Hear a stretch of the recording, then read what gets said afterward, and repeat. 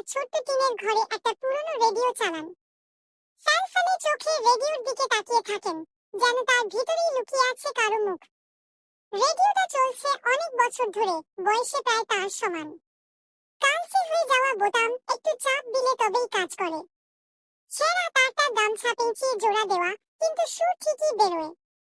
ওপাশে বারান্দায় বসে তার নাতি তপু সারাদিন ফোন, ট্যাব আর ইউটিউব ঘাঁটাঘাঁটি করে।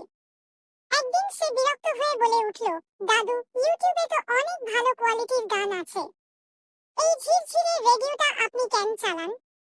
হারাধন কাকু ধীরে রেডিওর আওয়াজটা একটু বাড়িয়ে বললেন, এই রেডিওটা তোর দাদিমা আমাকে বিয়ের আগে দিয়েছিল। তখন চাকরি পেয়েছি নতুন। বলেছিল আমার না গানের খুব শখ, তুমি না থাকলে রেডিও চালিয়ে শুনুক, তোমাকে মনে করব। তোর দাদিমা নেই, কিন্তু এই রেডিওতে আজও আমি তার গলা শুনি। তার মন খারাপ শোনা যায়, হাসিও শোনা যায়। তবু চুপ করে যায়।